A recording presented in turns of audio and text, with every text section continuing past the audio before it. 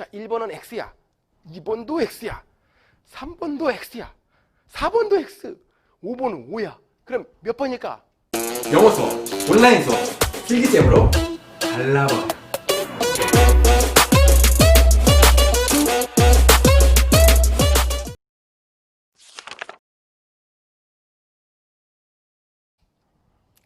선생님들 안녕하세요.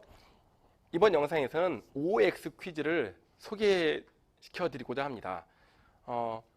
영어 같은 경우에 본문 내용을 들려주고 그 내용을 이해했는지 점검할 때, 다른 교과에서도 관련 영상을 보여주거나 어떤 내용을 학생들에게 설명하고 학생들이 이해했는지 점검할 때 사용하기 좋은 방법입니다.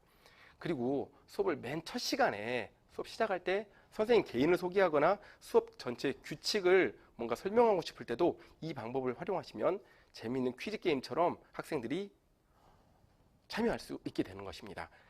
자, OX 퀴즈를 위해서는 이 표가 있어야 되는데요. 이 표 보는 법을 먼저 설명드리도록 하겠습니다.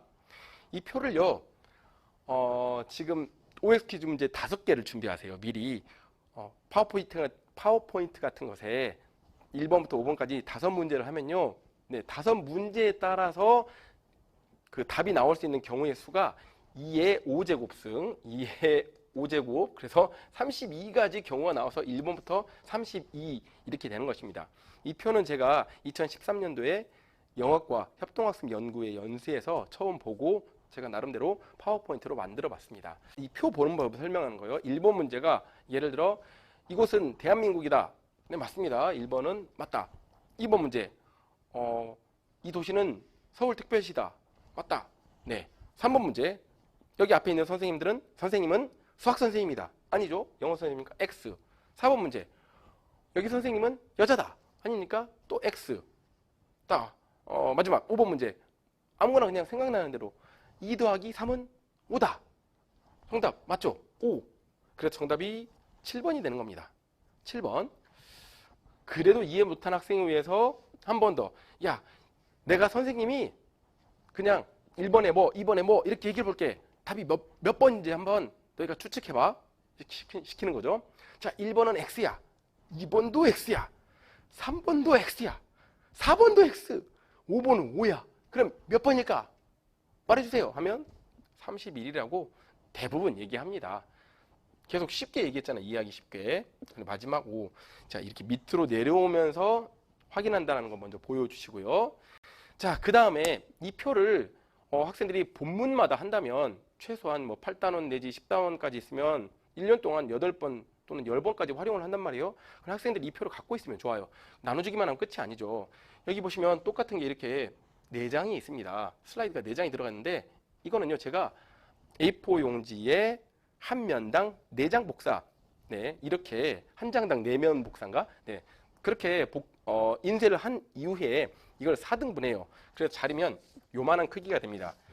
교과서 비교를 해보면, 네, 요만한 크기에 돼서 책 안에 충분히 들어갈 수 있는 사이즈가 되죠. 네, 이렇게 작게 인쇄를 하는 것은 자원 절약을 위해서예요. 이걸 학생들에게 나눠줍니다.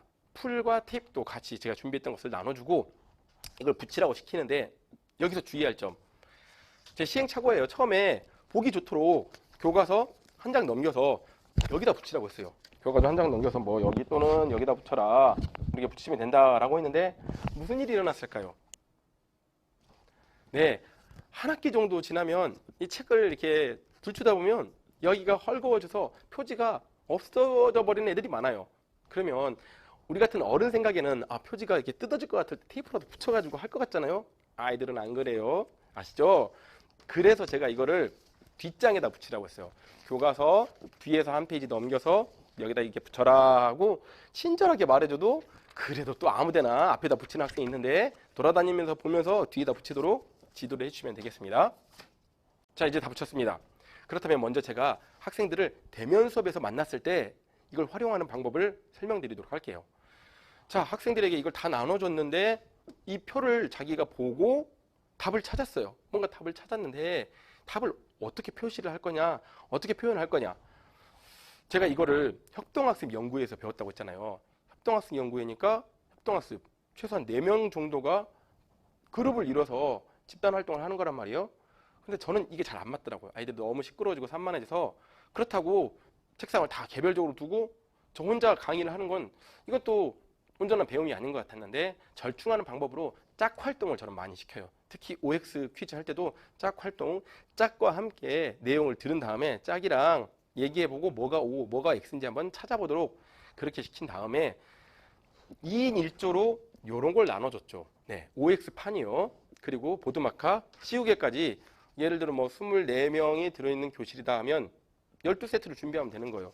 그렇게 나눠주고 학생들이 답을 표시하게 했어요. 그런데 어떤 부작용이 있었을까요? 선생님 충분히 예상이 되시죠?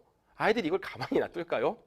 다 그냥 도전 골든벨 다 나오셨어. 아주 그냥 이름 쓰고요, 뭐 닉네임 쓰고요, 뭐 아무개 사랑해, 뭐 별걸 다 써요. 그래서 답을 쓸 수 있는 부분은 요만큼 쬐끔 남겨놔요. 그러면 애들이, 이게 저 뒤에 있는 학생도 제가 보이려면 답을 크게 써줘야 잘 보이잖아요. 낙서로 가득 채워놓고 정작 답 쓸 부분은 답을 조그맣게 쓴단 말이에요. 제가 안 보여요. 쟤네들이 뭐라고 표시했는지 볼 수가 없단 말이에요. 그래서 이거는 한 학기도 채 안 쓰고 그냥 집어 넣어놨어요. 그래서 그때 생각한 묘안이 뭐냐면 수신호죠. 손가락으로 표현하는 거. 아주 간단하더라고요. 왼편에 앉은 학생이 짝활동이라고 했죠. 왼편에 앉은 학생이 10의 자리, 오른편에 앉은 학생이 1의 자리를 표현하면 되는 겁니다. 그럼 제가 제 왼손과 오른손으로 왼편 학생, 오른편 학생을 한번 표현해 보겠습니다. 정답이 예를 들어 15다. 그러면 정답 들어주세요 하면 학생이 왼편 학생, 오른편 학생 이렇게 표현하는 것이죠. 그럼 저는 한눈에 답이 다 보여요. 이걸 또 이해 못하면 여러 번 하다 보면 애들은 이해하더라고요. 처음에는 막 오른편 왼편 헷갈리고 뭐 이런 경우도 있는데, 그런데 또 뭐가 문제냐, 교실에 학생 수가 딱 그렇게 짝이 맞게 딱 떨어지는 경우가 아니라 홀수로 앉은 경우도 있단 말이에요. 그럴 경우에는 혼자서 답을 표현해야 되는데, 이럴 때 문제는 뭐냐면 답이 예를 들어 28 이렇게 되면 우리 손가락이 부족하잖아요. 뭐 여러 가지 방법을 학생들한테 얘기했어요. 아니 내가 얘기하지 않더라도 애들이 스스로 답을 찾아내더라고요. 선생님 깜빡이를 하면 돼요. 28, 28, 28 이렇게 하는 경우도 있고요. 볼펜 2개를 입에 물어요. 볼펜 2개를 제가 보여드릴게요. 이게 볼펜 2개를 입에 물고 그리고 옆에 8 이렇게 하는 경우도 있고요. 아이들이 알아서 그 방법을 찾아주더라고요. 더더군다나 요즘 같은 경우에 코로나 시대에 이제 짝과 앉을 수도 없잖아요. 이거 짝 활동도 하기 어려워요. 대면 수업할 때는. 어쩔 수 없이 개별 활동을 할 수밖에 없게 되는 그런 상황인 것입니다. 자, 이렇게 학생들이 답을 표현하게 하는 방법을 생각해 내봤습니다. 그러면 이거를 실제 현장에서 어떻게 활용하는지 예를 들어 보여드리기 전에 제가 파워포인트를 이런 식으로 만들었어요. 근데 첫 페이지를 열어보면 이렇게 됩니다. 여러분 여기 좀 이상하지 않나요? 이게 좀 작아요. OX가. 왜 이렇게 작게 했을까요? 교실에서 눈 좋은 애들이 처음에 이렇게 크게 그려놨더니 열자마자 한눈에 이게 싹 들어오는 거예요. 정답이 바로 유추가 돼버리더라고요. 그래서 이걸 작게 표현했죠. 사실 더 작아요. 그리고 여기 show your answer라는 여 뒤에 보시면요. 정답이 숨어 있어요. 여기 정답이 21인데 이런 걸로 일단은 화면을 딱 보여질 때 학생들이 바로 스포가 되지 않도록 이게 작게, OX는 작게, 그리고 뭐 이런 걸로 뒤에 정답을 가린 채로 했죠. 그래서 나중에 애니메이션 효과로 나타나게 되는 겁니다. OX 퀴즈 전반에 관한 설명은 여기까지입니다. 다음 영상에서는 실제 대면 수업에서 이 OX 퀴즈를 어떻게 활용했는지 보여드리도록 하겠습니다.